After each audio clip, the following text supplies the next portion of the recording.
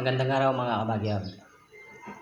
Magluluto tayo ngayon ng street foods na 3-4. Ayan, meron tayong laman loob ng baboy. Pakukuluin muna natin siya.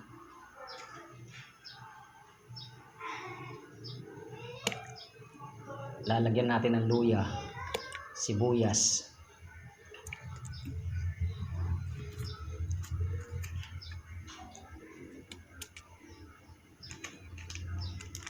bawang, tapos dahon ng laurel, at saka paminta.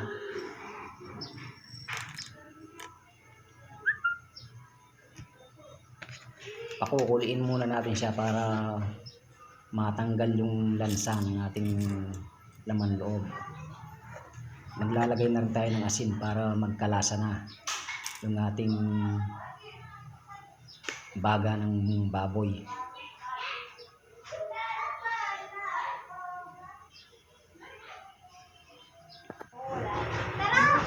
Wala na ang atis.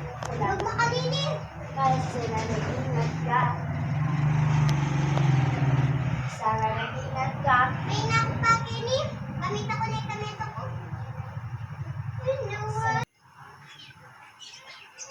Ayan mga kabakyard, kumukulo na siya. Hintayin natin siya kahit mga 15 minutes lang na kulo para lumambot yung ating laman loob.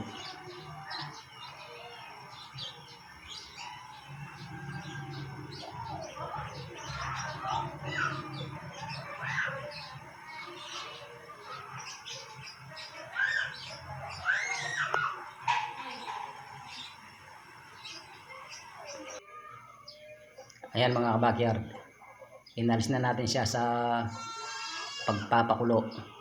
Palalamigin na natin siya. Kapag lumamig na, hiwa-hiwain na natin yung ating laman loob ng baboy.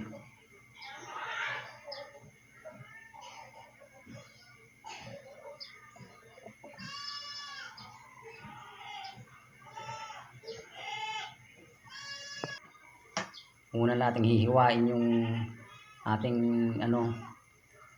ginagawang 3-4, yung baga ng baboy. Yung mga katamtaman laki lang, total hindi naman natin ibebenta yung luluto natin. Kumbaga sa papapakin lang natin para hindi na tayo bumili sa may kanto.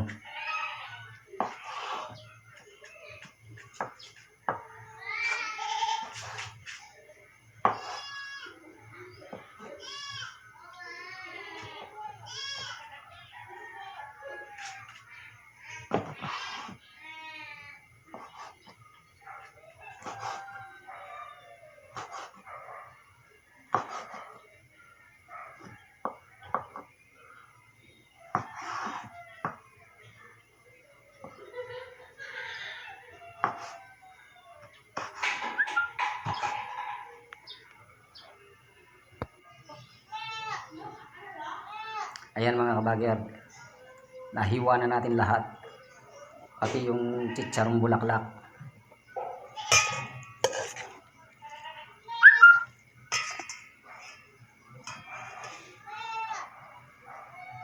Meron din tayong bituka ng baboy.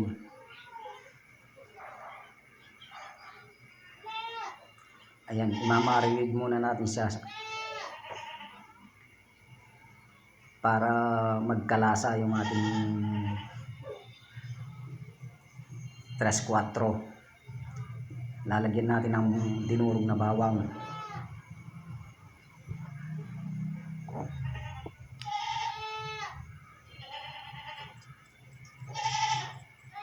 Tapos pamintang durog.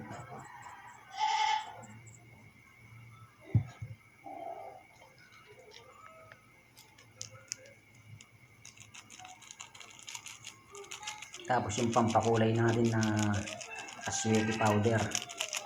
Kaya lang konti lang. Hindi natin alam kung magkukulay siya. Naubusan tayo ng stock. Tapos maglalagay tayo ng asin.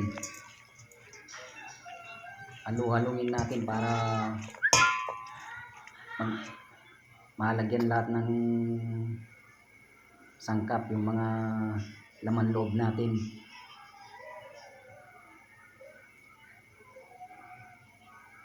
Hayaan natin siya ng mga kahit 2 oras lang para kumatik lahat yung mga pampalasang linagay natin.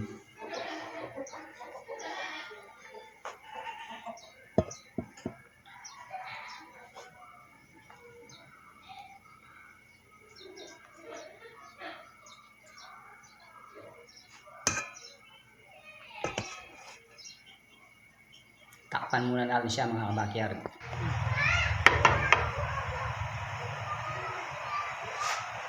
Yan mga kabakyard, nag-prito na tayo. Hindi na natin sinalang yung fresh 4, yung baga ng baboy. Takpan muna natin kasi tumatalsik yung mantika.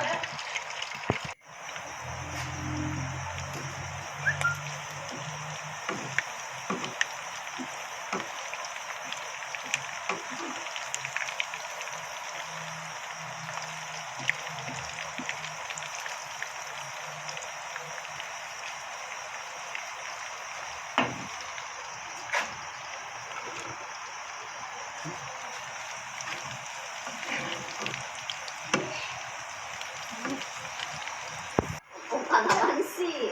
Kalamansi tabi natin bunga.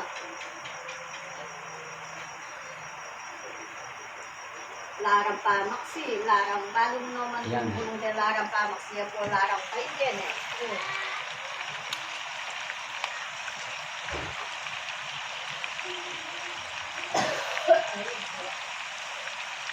Wala pa pala sa buwan sa kuya. Alayin mo na yun. Marapis naman.